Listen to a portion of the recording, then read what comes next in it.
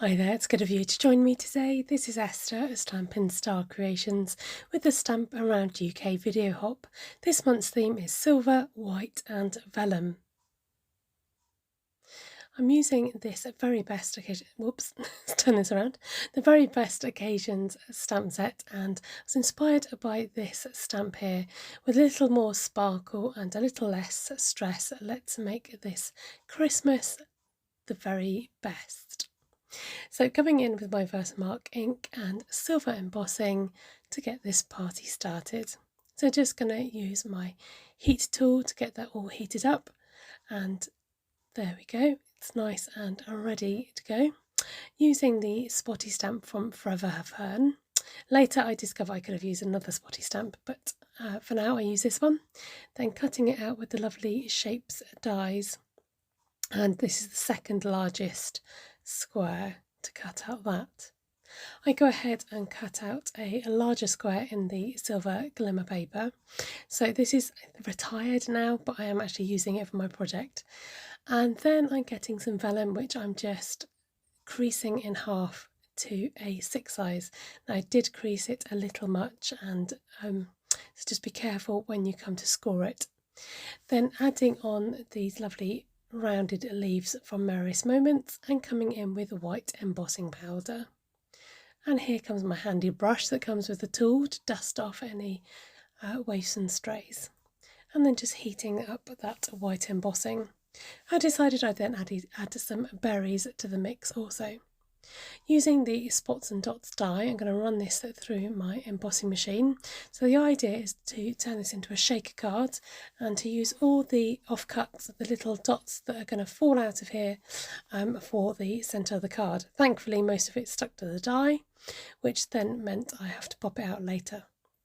So in order to make my shaker card, I'm just bringing on my tear and tape, and I'm just going to seal those 3 edges that are open to be able to contain all those leftover wastage from the dots and spots. So I fast forwarded this, it's quite funny, I thought, just poking through those spots to fall into the middle of the vellum for my card. It's like hole punch holes. So the idea is like a snowy shaker card. So carefully just sticking this all down together, sealing it over, and you've got a nice shake.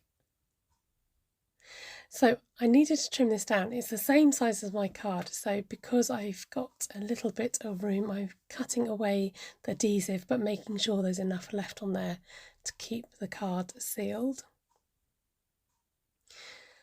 Then I'm coming back in with my silvery glittery card and measuring up for size because I want to create a frame with the silver card. So trying to figure out a way of being able to hide the tear and tape.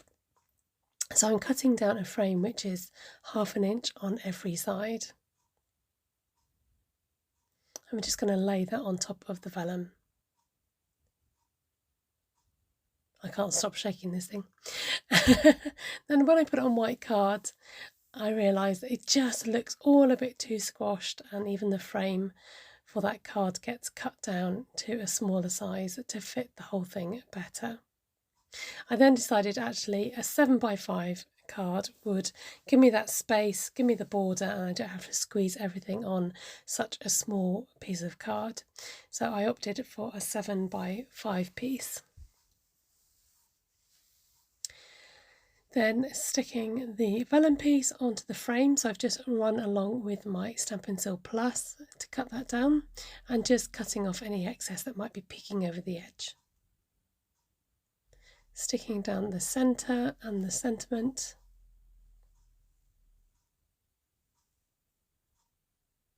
And then grabbing my foam strips, I've actually cut this down on my cutter. I prefer these foam pads because they are a bit thinner than the adhesive strips that we get.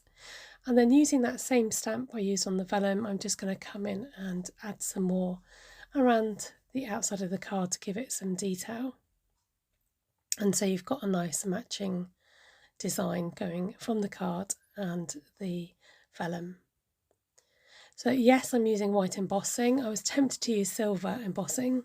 And then I'm grabbing out this silver ink pad. Now, Stampin' Up! Don't actually stock this, but I thought, you know, I'm just going to give it a go.